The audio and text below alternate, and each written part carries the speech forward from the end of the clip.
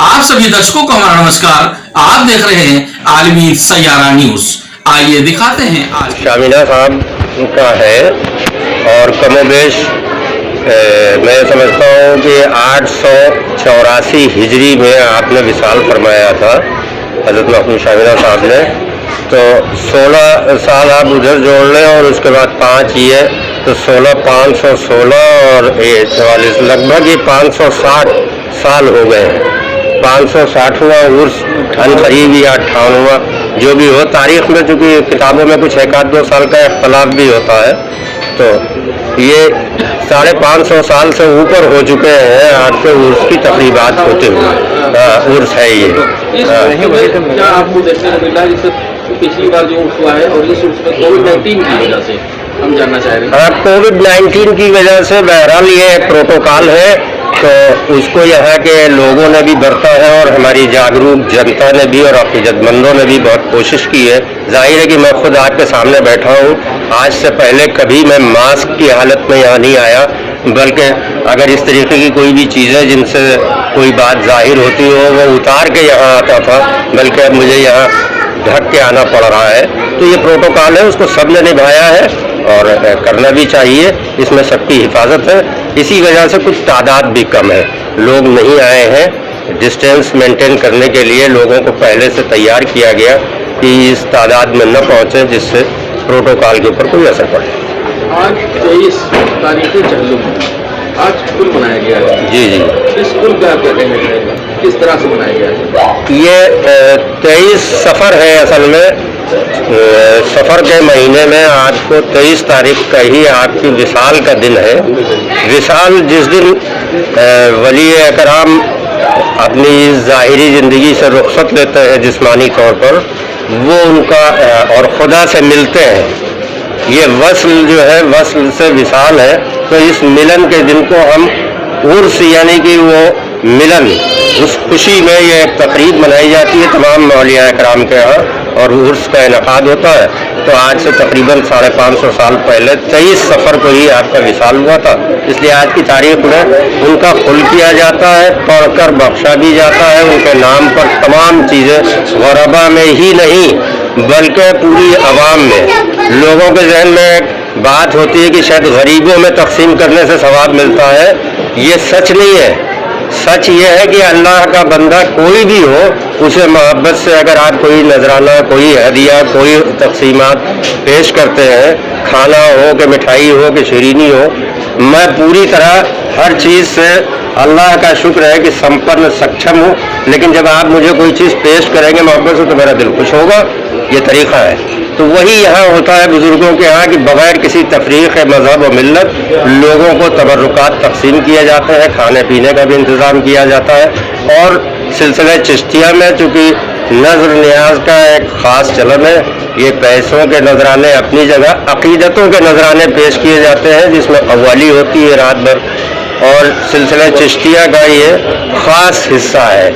बाकी कुछ जगहों पर सिलसिलों में मज़ामीर वगैरह के साथ समा नहीं होती है, लेकिन सिलसिला चिश्तिया में पूरी तरह राइज है। एक सवाल आपसे आखिर और करना चाहूँगा कि जैसे कि ये शामिना शहादत रहने का ये मजनुआ शरीफ से क्या रिश्ता है? मजनुआ शरीफ से क्या रिश्ता है, ये सवाल करके आपने मुझे भी मशकूक कर दिया है। असल में जो कुछ है वो मजनुआ शरीफ का है। क्या रिश्ता है ये एक शक पैदा करता है। हज़रत मखदूम शेख सारंग रहमतुल्लाह अलैह अपने ज़माने के साहिब वक्त वली और साहिब तसर्रुफ़ वली थे, वली कामिल। और मखदूम शामिना साहब आपकी खिदमत में हाजिर हुए थे इल्म तसव्वुफ़ सीखने के लिए, इल्म मार्फत सीखने के लिए और रूहानी ताकतों को हासिल करने के लिए। और जो एक सच्चे खादिम को जिस तरह अपने उस्ताद की, अपने पीर कामिल की खिदमत करनी चाहिए, उसमें हज़रत मखदूम शामिना, जिनका असल नाम शेख मोहम्मद है, ये उसमें पूरी तरह कामयाब थे। उसकी सनद के तौर पर मैं एक वाक़या बताना चाहता हूँ कि इस राह तसव्वुफ़ में असल काम है अदब और ख़िदमत। अगर बंदा या मुरीद खिदमत और अदब बरत लाया تو وہی فیضیاب ہوتا ہے. اور وہ نتیجہ یہ ہوا کہ ایک روز جب آپ کے وصال کا وقت ہوا حضرت مخدوم شیخ سارنگ کا، تو آپ نے خرقہ اور تمام چیزیں جو تبرکات آپ کے پاس تھیں منتقل کرنے کے لیے اپنے بیٹے حضرت ملک مینا کو آواز دی. تو حضرت ملک مینا اس وقت موجود نہیں تھے اور حضرت شیخ محمد یہ وہاں موجود تھے. تو انہوں نے کہا کہ حضور مینا نہیں، خادم مینا حاضر ہے، یعنی میں صرف آپ کا ہی خادم نہیں ہوں، آپ کے بیٹے کا بھی خادم ہوں، اور اگر آپ کے گھر کوئی اور بھی اس سے بھی چھوٹا ہو تو اس کا بھی خادم ہو. اصل میں تصوف اسی کا نام ہے. تو حضرت مخدوم شاہ صاحب نے یعنی شیخ محمد نے وہ معاملہ پیش کیا کہ میں نہیں بلکہ خادم مینا حاضر ہے. یہ بات ایک بار، دو بار، تین بار ہوئی، اور اتفاق یہ تھا کہ ملک مینا رحمۃ اللہ علیہ اس وقت وہاں پر موجود نہیں تھے. تو پھر آپ نے کہا کہ ٹھیک ہے، یہ پھر آج سے تم ہی مینا ہو.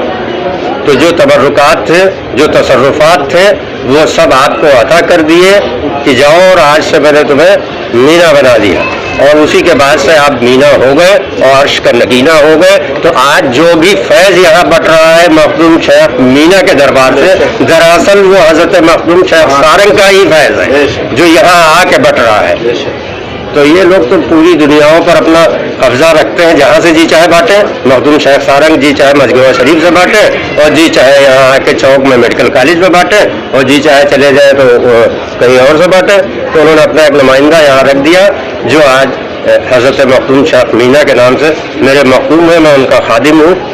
باقی کچھ نہیں، میں وہاں کوئی سجادہ وجادہ نہیں ہوں، اور سجادہ ان کا کوئی ہے ہی نہیں. جو ہے وہ خادم ہے. حضرت مخدوم شیخ مینا کا کوئی سجادہ نہیں ہے. انہوں نے اپنا سجادہ کسی کو نہیں بنایا. انہوں نے جو لوگ بھی ہیں وہ خدمت کرتے ہیں، اور اللہ ان کے خادموں کی عمروں میں برکت عطا فرمائے اور انہیں مزید نیک توفیق عطا فرمائے کہ جس طریقے سے وہ لوگ اس عرس کا اہتمام کرتے ہیں اور آنے والے تمام مہمانوں کی مہمان نوازی کرتے ہیں، اللہ اس میں مزید اضافہ کرے.